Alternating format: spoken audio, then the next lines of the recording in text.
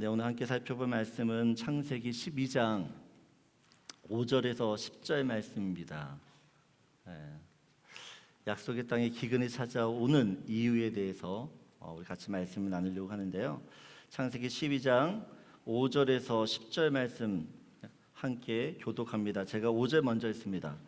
아브라함이 그의 아내 사레와 조카 롯과 하란에서 모은 모든 소유와 얻은 사람들을 이끌고 가나안 땅으로 가려고 떠나서 마침내 가나안 땅에 들어갔더라.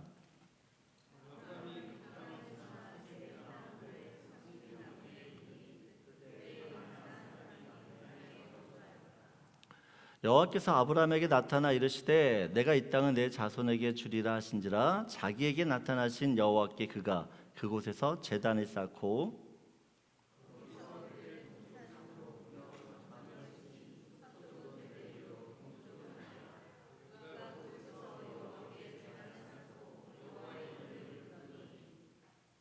점점 남방으로 옮겨갔더라. 그 땅에 기근이 들었으므로 아브라함이 애굽에 거류하려고 그리로 내려갔으니 이는 그 땅에 기근이 심하였습니다. 아멘. 아브라함이 마침내 가나안 땅에 도착합니다. 마침내라고 하는 이 말에는 참 많은 의미가 함축되어 있어요. 왜냐하면 아브라함은 천신만고 끝에 우여곡절 끝에 간신히 겨우 가나안 땅에 들어왔기 때문에 그렇습니다. 아브라함이 갈대우루 자기의 고향을 떠나서 이 가나안 땅에 들어오기까지가 그렇게 쉬운 여정이 아닙니다. 힘들게 돌아서 왔어요. 고대 사회에서 이주, 이민, 이사라고 하는 것은 단지 장소를 옮기는 정도가 아니라 목숨을 내놓을 정도로 위험천만한 일이에요. 본토 아비 친척을 떠난다라는 것은 지금껏 나를 지켜주었던 그 안전장치, 울타리 이것으로부터 무장 해제되는 것이며 또한 앞으로 어떤 일이 벌어질지 모르는 그 불확실하고 불투명한 미래에 자신이 던져졌다라는 뜻이에요. 여러분, 아브라함은 가나안 땅, 하나님 약속하셨던 이 가나안 땅을 어떤 땅으로 생각했나요? 하나님께서 아브라함에게 이 약속의 땅 가나안 땅을 주시기로 했잖아요. 주신다고 약속했잖아요. 그러면 아브라함은 이 약속의 땅, 이 가나안 땅을 어떤 곳으로 생각하고 상상했나요? 네, 축복의 땅, 살기 좋은 땅, 아들 딸 낳고 행복하게 살 수 있는 그런 땅으로 생각했어요. 마치 우리가 캐나다로 이민 온다고 했을 때 주변 사람들이 야 너무 좋겠다 라고 이야기를 하는 것처럼 우리가 다 캐나다에 올 때는 장밋빛 미래가 펼쳐질 거라는 그런 꿈을 안고 왔잖아요. 다 꿈을 안고. 아브라함 또한 가나안 땅에 들어왔을 때, 도착했을 때 정말 뭔가 좋은 일이 바로 그 즉시 일어날 거라는 기대를 가졌어요. 가나안 사람들이 반갑게 이 아브라함을 격하게 반겨주면서 웰컴하면서 야 너 여기서 살아 땅을 내주며 그렇게 같이 사이좋게 지낼 줄 알았어요. 하지만 아브라함의 기대와는 달리 이 가나안 땅은 차갑고 낯설고 또한 살기가 너무 빡빡했어요. 본토 아비 집에서는 절대 경험할 수 없는 그 엄청난 어려움을 겪게 돼요. 오늘 6절을 보게 되어지면 같이 읽겠습니다. 아브라함이 그 땅을 지나 세겜 땅 모래 산수리 나무에 이르니 그때에 가나안 사람이 그 땅에 거주하였더라. 그때 아브라함이 가나안 땅에 들어오는 그때에 어떻게 그 땅이 어떻게요? 가나안 사람이 거주했다라고 이야기를 해요. 무슨 말입니까? 가나안의 좋은 땅, 살기 좋은 땅, 또 먹고 살 만한 모든 비즈니스는 이미 가나안 사람들이 이미 독차지하고 있었어요. 그래서 아브라함이 그곳에서 살기에는 너무나 어려운 환경과 상황인 거죠. 그래서 8절을 보게 되어지면 아브라함이 계속해서 이곳저곳 옮겨 다녀요. 오늘도 보면 거기서 베델 동쪽 산으로 옮겨라고 이야기합니다.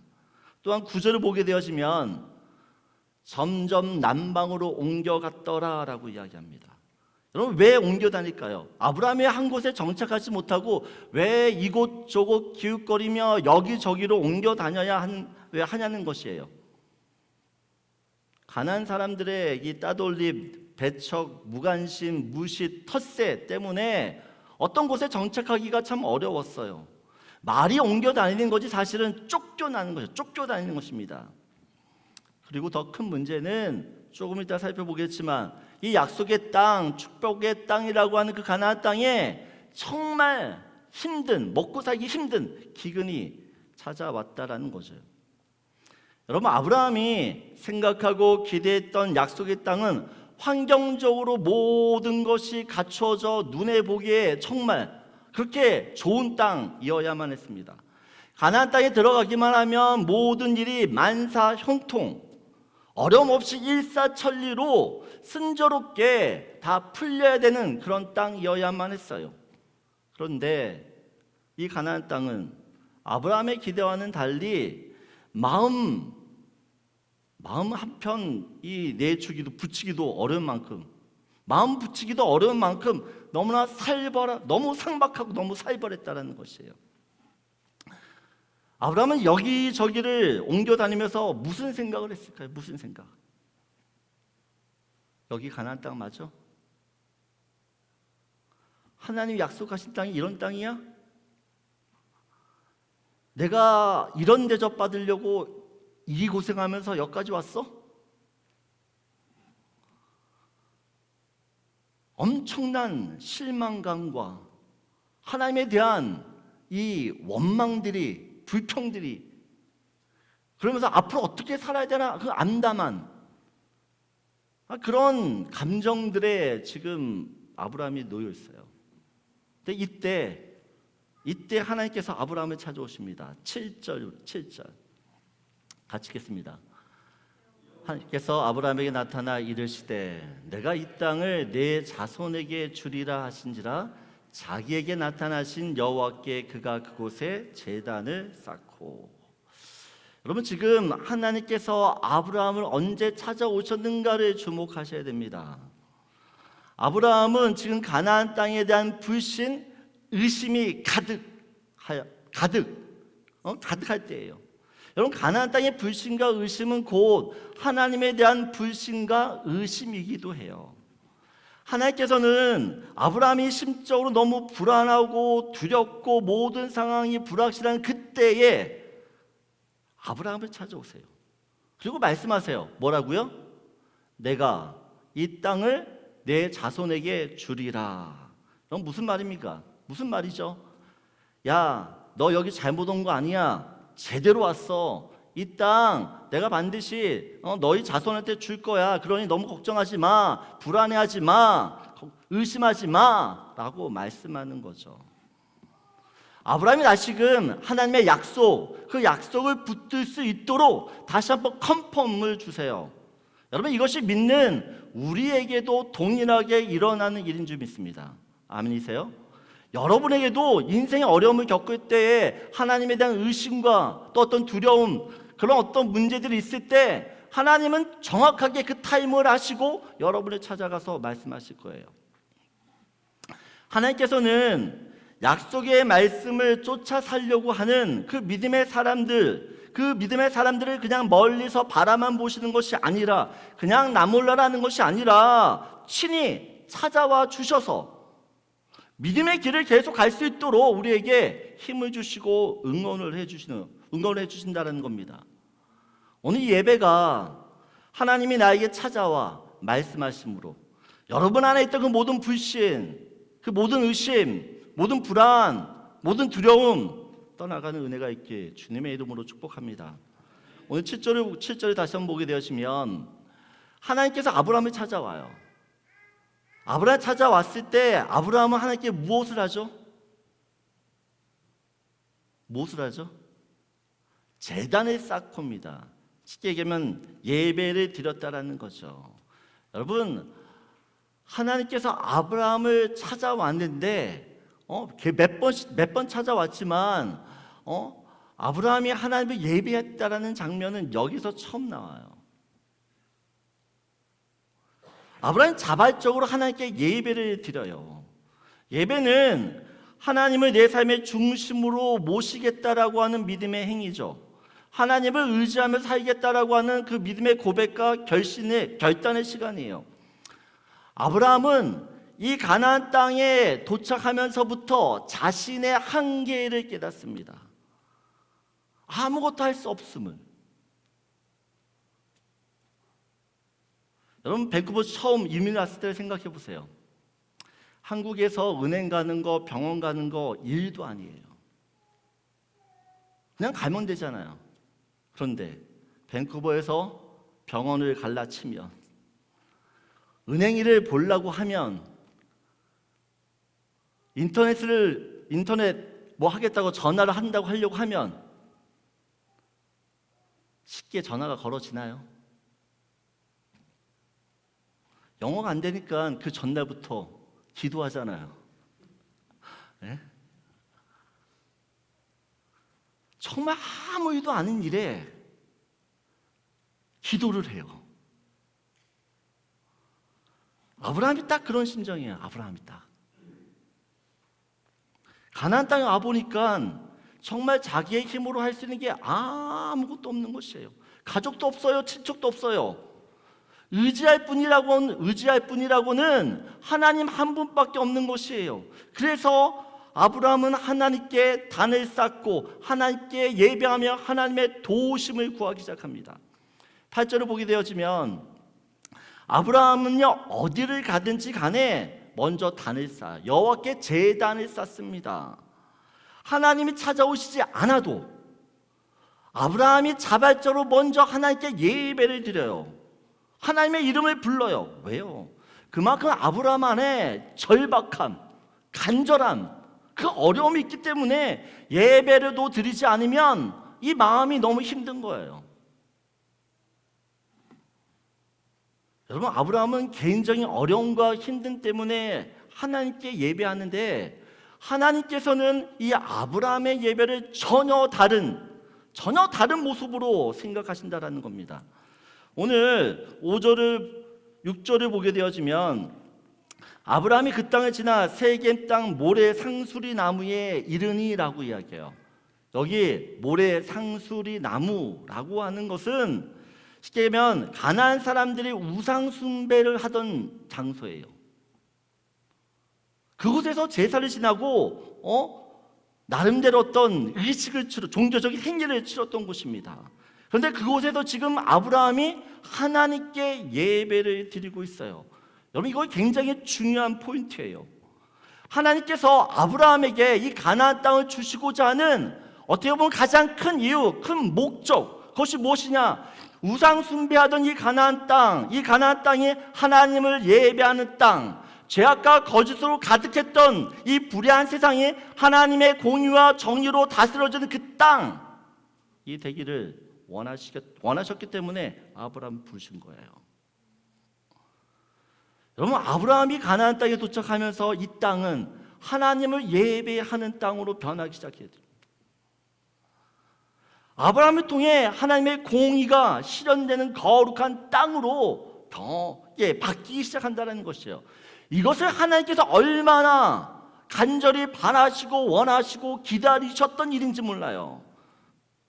그 일을 지금 아브라함이 하고 있다는 아브라함은 자기가 힘들어서 예배를 드렸지만 하나님은 아니에요.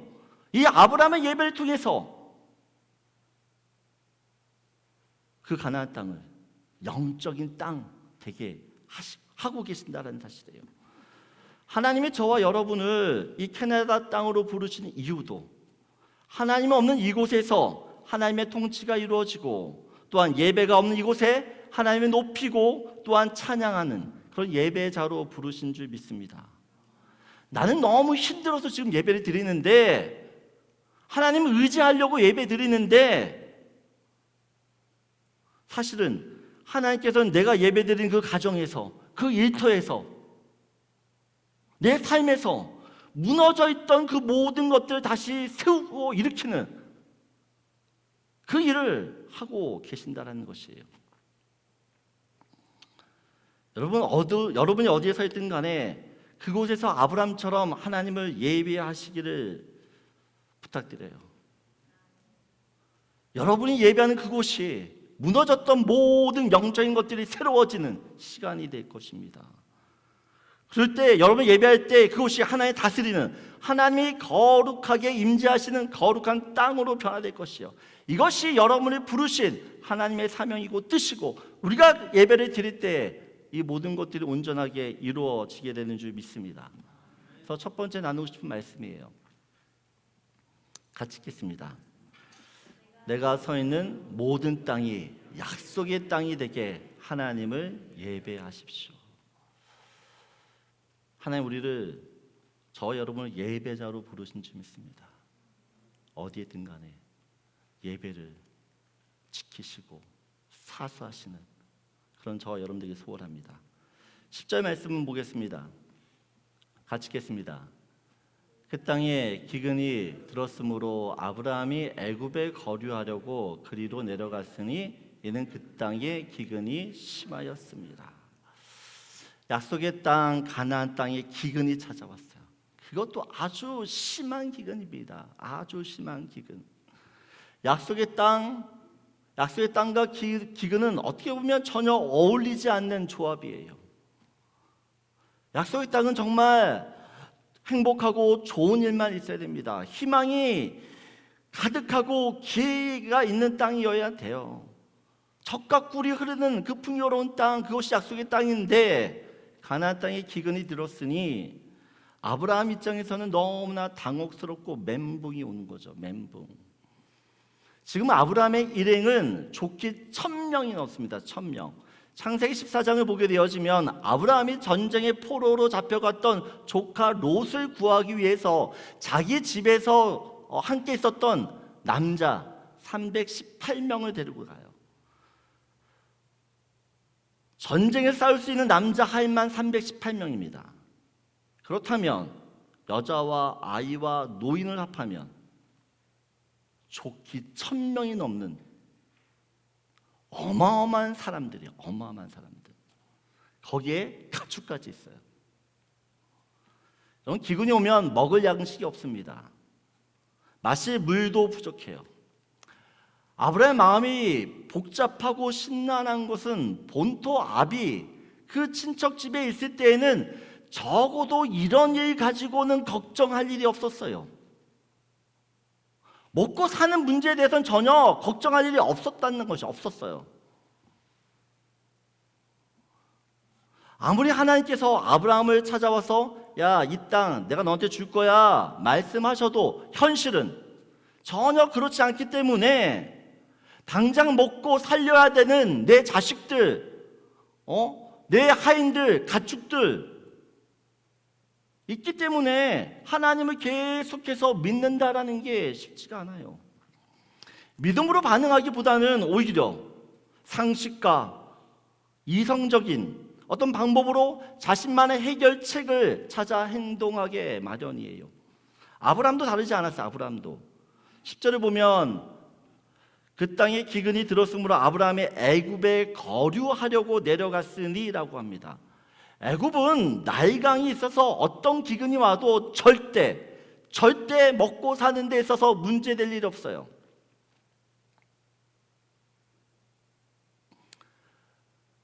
그 애굽이야말로 하나님이 약속하신 그 땅, 축복의 땅처럼 보이는 거죠. 그런데 문제는 지금 아브라함이 애굽으로 내려갈 때 잠시 기근을 피하는 것 정도가 아니라 아주 살 작정을 하고 내려간다는 것이에요. 거류하려고라고 하는 것은 내가 애굽에서 작정하고 이제 살겠다는 것만, 가나안 땅 버리고 애굽에서 살겠다, 그런 마음으로 지금 내려가는 것이에요. 여러분, 애굽은 절대 믿음의 사람이 가서는 안 되는 곳입니다. 성경에서 애굽은 세상 또한 사단을 상징해요. 절대 애굽을 의지하지 말라고 이야기합니다. 아브라함이 아무리 힘들어도 고생스러워도 절대 가서는 안 되는 곳이 애굽이에요. 그런데 아브라함이 애굽으로 가기로 결정해요. 왜 이런 결정을 하죠? 왜 이런 결정을 하는 겁니까?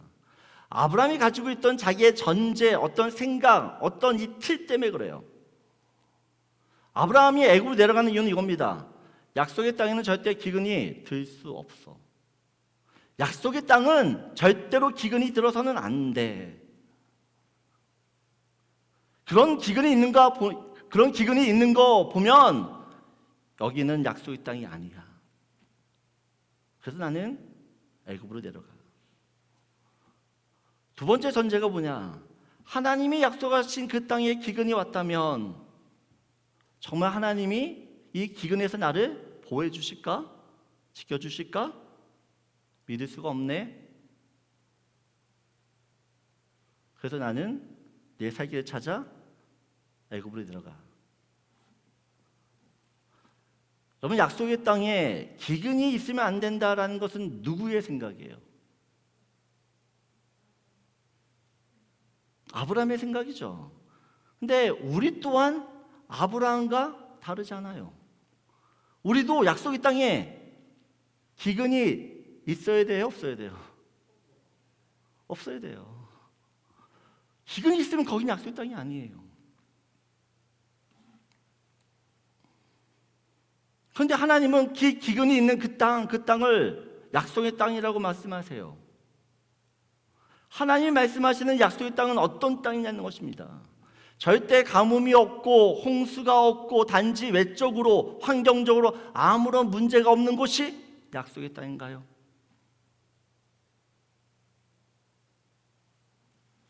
여러분, 약속의 땅이라는 것은 하나님이 책임지시는 땅이에요. 하나님이 함께 하시는 땅이에요. 하나님이 일하시고 역사하시는 땅이에요. 아멘이세요? 그래서 그 가나안 땅에 기근이 든다고 해서, 홍수가 난다고 해서, 전쟁이 있다고 해서 약속의 땅이 아닌 게 아니죠. 나중에 살펴보겠지만 가나안 땅에도 전쟁이 일어나요. 그런데 그 전쟁 중에서도 아브라함만 안전해요. 아브라함만. 오히려 모든 전쟁에서 아브라함이 이겨요. 승리자가 돼요. 약속의 땅에 기근이 들었기 때문에 이 땅은 살 수 없는 땅이며 저주받은 땅, 이것은 아브라함의 전제고 그가 가지고 있는 생각의 틀이며 그런 자기의 세상적인 가치관 때문에 하나님이 하시고자 하는 그 위대한 일들을 방해하고 제한하며 하나님을 축소시키는,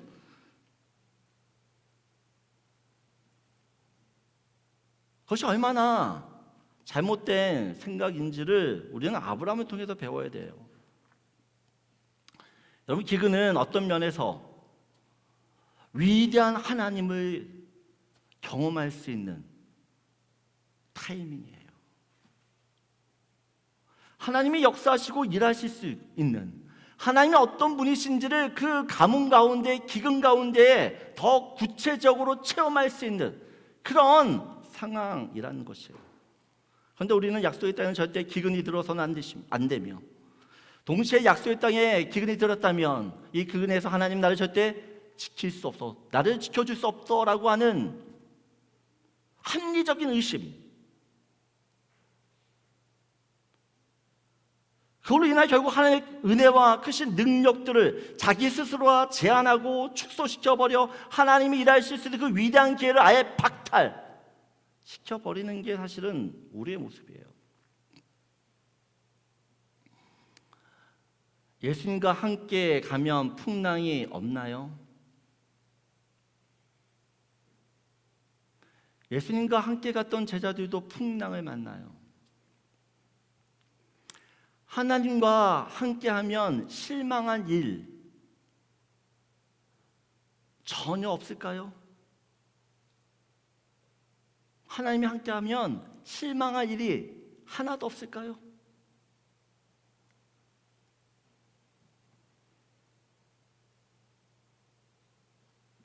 예수님과 함께 가도 풍랑이 있어요. 하나님이 우리와 함께 하지만 내 인생에 실망한 일은 계속 일어나요. 중요한 건 풍랑과 그 실망, 그 실망이 우리들의 최종 목적지가 아니라는 것입니다. 하나님 반드시 우리를 그 풍랑을 헤쳐서 안전한 항구로 인도하실 것이에요. 내가 실망했던 그 일을 통해서 하나님은 내가 알지 못한 놀라운 일을 행하실 것이며 그 실망했던 그 일을 통해서 하나님 영광 받으실 것이에요. 우리가 실망하고 하나님을 믿지 못하는 이유는 하나님 때문이 아니라 내가 가지고 있는 이 세상적인 어떤 관점과 내 전제와 가치관 때문이라는 것이에요. 하나님 잘못된 건 없어요. 내가 문제지. 여러분, 어떤 면에서 가나안 땅은 아브라함의 이 세상적인 가치관과 세계관과 또 어떤 이 세상의 방식과 논리와 이해관계에 얽혔던 그 모든 것들을 청소하는 시간이에요. 브레인와시하는 시간이라는 것이에요. 오직 하나님만 믿고 의지하는 믿음의 방식, 그것을 배우는 곳이 가나안 땅이에요. 그래야지만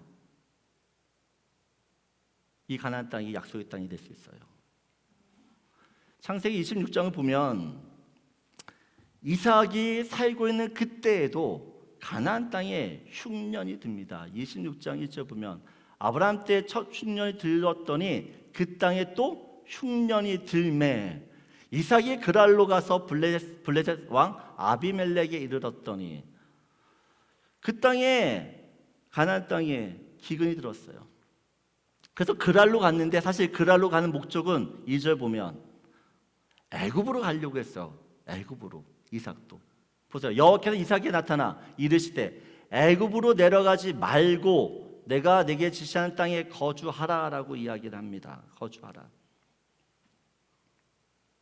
애굽으로 내려가지 말라고 이야기해요. 그리고 이 땅에서 복을 주겠다고 이야기합니다. 그래서 정말 12절을 보게 되어지면 같이 읽겠습니다.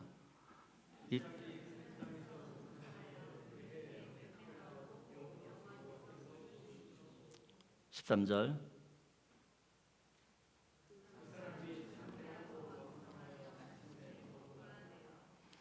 보세요. 기근이 들었어요. 농사를 졌는데 그에 얼마나 많은 곡식을 추수했다고요? 12절 보면 100배예요. 100배. 세상적인 관점에서는 절대 일어날 수 없는 일이에요. 어떻게 기근에 농사를 짓는데 평소보다 100배나 더 많은 농작물을 거둬요? 누가 하시는 거예요? 하나님이 하시는 거죠. 기근에 있을 때에만 경험할 수 있는 일이에요. 하나님께서는 기근, 흉년, 가뭄, 홍수, 전쟁에서도 그 땅이 약속의 땅임을 자기 스스로가 증명하세요. 아멘이십니까? 여러분, 우리도 아브라함처럼 실수를 해요. 내 전제, 내 가치관, 내 상식, 내 이성 때문에 하나님을 의심하고 하나님이 하신 일을 제한하면서 살아요. 그게 우리예요. 그래서 우리의 모습들을 우리 스스로 인정하고 나를 내려놔야 돼요. 하나님의 생각으로, 하나님의 전제와 하나님의 방식으로 나를 바꾸어 가야 된다는 것입니다. 약속의 땅에도 기근이 와요. 하지만 그 약속의 땅에 하나님이 함께 계시기 때문에, 하나님이 일하시고 하나님께서 그 땅을 책임지시기 때문에 그 땅에 있던 그 모든 문제들 전혀 문제될 게 없어요.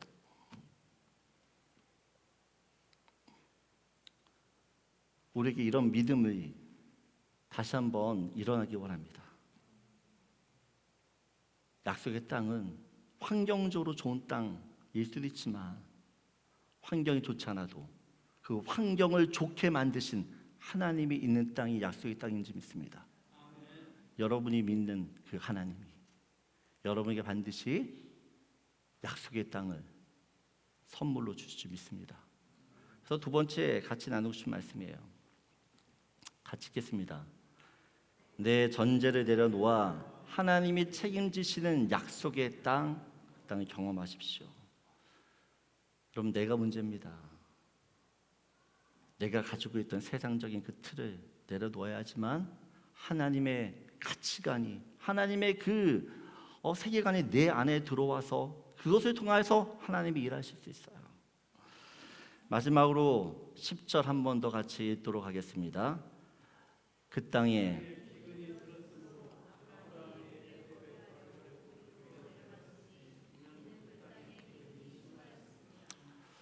아브라함이 모든 가족들을 데리고 애굽으로 내려가요. 그냥 가는 게 아니라 살려고, 살 작심을 하고 가는 것이에요. 여러분, 애굽에서 산다는 것은 또 다른 문제입니다. 가나안 땅에 사는 것과 또 다른 중요한 문제예요. 이렇게 중요한 문제를 결정할 때 아브라함은 하나님께 물었을까요? 안 물었을까요? 네? 물었을까요? 안 물었을까요? 여러분, 가나안 땅, 아브라함은 가나안 땅에 오려고 어마어마한 희생을 했어요. 엄청난 대가를 치르고 얼마나 많은 것을 포기하고 왔는지 몰라요. 여러분, 내가 희생하고 포기하고 대가가 크면 클수록 거기에 대한 실망도 클까요? 작을까요? 클 수밖에 없어요. 아브라함은 하나님이 약속하신 그 가나안 땅에 실망했어요. 기근 때문에 고생해야 되는 이런 모든 상황이 너무 싫은 거죠. 이 상황을 누가 만든 거예요? 누가 만든 거예요? 누가 만든 거예요? 아브라함이 생각할 때는 하나님이죠. 하나님 때문에 지금 내가 고생하는 거니까. 그럼 하나님이 싫은 거죠. 전문 용어로 하나님께 삐진 거죠. 하나님께 삐졌어요. 그래서 하나님과 말 섞기도 싫어. 묻기도 귀찮아. 여러분, 만약에 하나님께서 아브라함에게 너 애굽 내려가지 마 라고 이야기하셨다면 아브라함이 들었을까요? 들었을까 안 들었을까요? 무시하죠. 아브라함은 하나님께 묻지도 않고 독자적으로 애굽행을 결정해요. 그런데 문제는 아브라함이 하나님을 믿지 않았을 때는 그렇게 살아도 오케이. 하나님 믿지 않았을 때는 자기가 그렇게 결정하는 거 오케이. 그런데 아브라함은 지금 하나님께 부르심을 받았어요. 부르심을 받았다라는 것은 이제는 그런 식으로 살면 안 된다는 거죠. 여러분, 신앙생활을 할 때 두 가지 전제, 어떻게 보면 믿음의 기반이 바탕이라고 할 수 있는 두 가지 전제가 있는데, 한 가지, 그 한 가지는 하나님은 내 인생의 주인이시라는 겁니다. 아멘이세요? 하나님이 내 인생의 주인이세요. 하나님이 내 인생의 주인이시기 때문에 이제부터 우리는 모든 일을 누구와 상의해야 되는 거죠? 하나님께 묻고, 하나님께 질문하고, 하나님의 듣고 결정해야 돼요. 신앙생활의 대부분의 실패, 하나님께 묻지 않고 내 생각, 내 느낌, 내 판단으로 결정하기 때문에 그래요.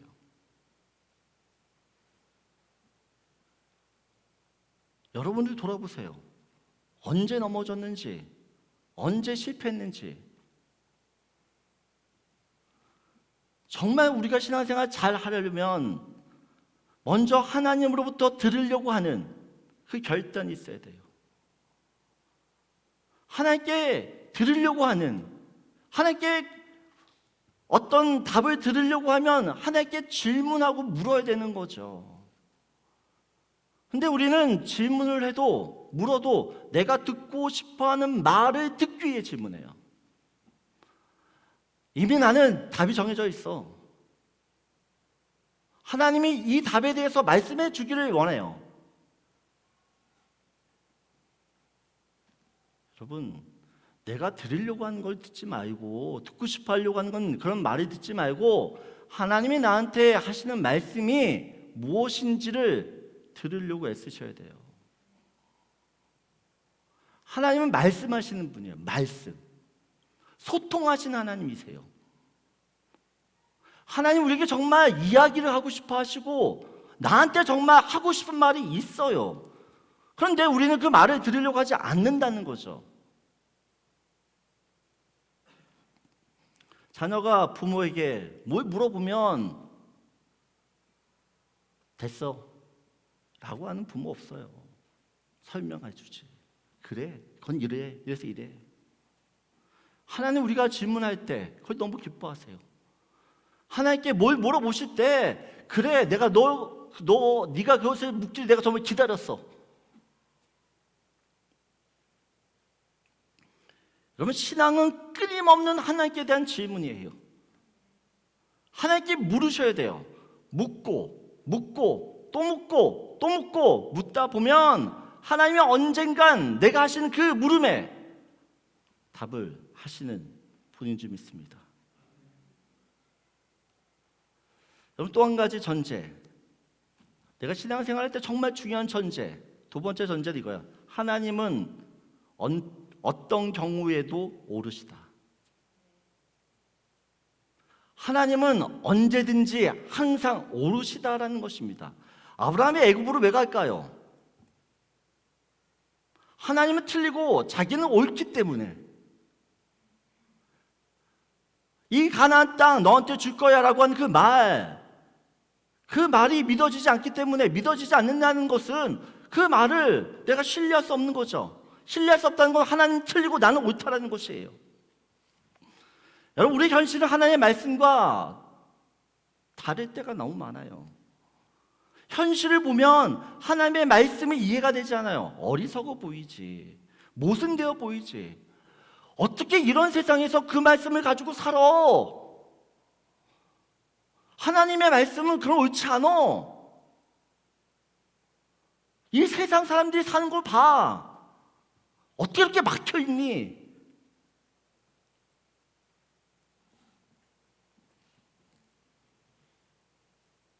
여러분, 하나님은 언제나 옳으세요. 하나님은 어느 순간에도 옳으세요. 이사야서 55장 8절 9절을 보게 되어지면, 이사야서 8장 55장 8절 9절 같이 읽겠습니다. 이는 내 생각이 너희의 생각과 다르며 내 길은 너희의 길과 다름이니라. 여호와의 말씀이니라. 9절 말씀. 이는 하늘이 땅보다 높음 같이 내 길은 너희의 길보다 높으며 내 생각은 너희의 생각보다 높으니라. 여러분, 우리는 가끔 하나님이 누구신지를 망각할 때가 있어요. 하나님은 완전한 지혜세요. 지혜. 우리가 알면 얼마나 알까요? 우리가 똑똑하면 얼마나 똑똑할까요? 내가 누구길래 하나님이 옳다 틀리다를 결정하나요?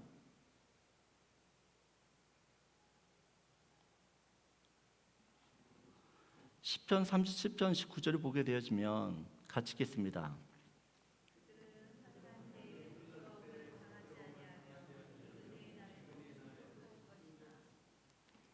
세상 사람들은 기근의 날에 풍족할 거라는 이야기를 하지 않아요. 이런 얘기를 하면 너 미쳤어? 라고 얘기를 하지. 여러분, 기근은 우연찮게 오는 게 아닙니다. 자연을 주관하시는 하나님의 섭리와 계획 안에서 이루어지는 일들이에요. 왜 약속의 땅에 기근이 찾아올까요? 그 기근을 통해서 살아계신 하나님을 우리가 만날 수 있기 때문인지 믿습니다. 기근은 부족한 중에 하나님의 부요함을, 두려움 중에 불안 중에 하나님의 평강을, 그 연약한 중에 하나님의 강함을 경험하게 되어지는 복된 시간이 되는 줄 믿습니다. 여러분, 기근은 하나님에 대한 믿음이 자라나는 어떻게 보면 기회예요. 우리가 예수를 믿고 신앙생활하면서 가장 이해가 안 되는 거, 내가 예수를 믿었는데도 왜 나한테 이런 어려움이 계속 찾아오냐는 것이에요. 왜 나만 죽도록 이렇게 고생하냐는 것이에요. 나는 주를 위해서 열심을 다했는데 왜 내 인생 꼬이고 하나님 불공평하지 않아요?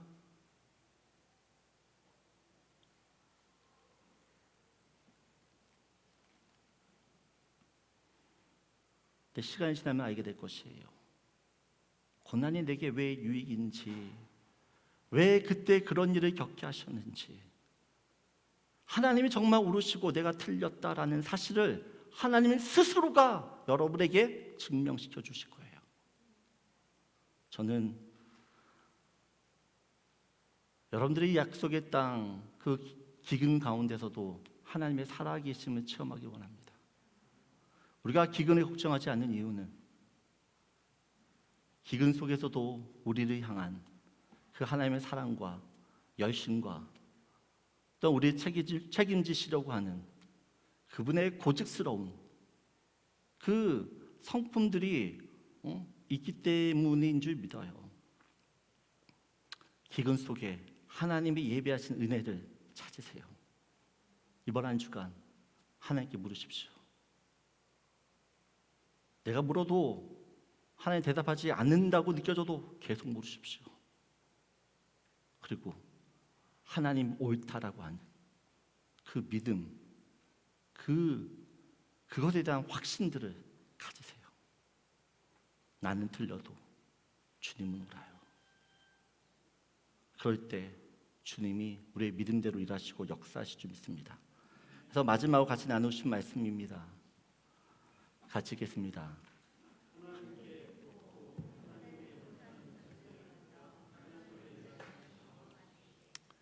우리가 신앙생활할 때 가장 중요하게 가져야 될 태도입니다. 하나님께 물으십시오. 그리고 어떤 상황 속에서도 하나님이 옳다라고 하는 그 믿음을 가질 때 하나님께서 우리가 상상하지 못하는 그 일들을 우리 삶 속에서 반드시 이루시게 될 줄 믿습니다. 다 일어나셔서 우리 마지막 찬양하고 축도함으로 마칩니다.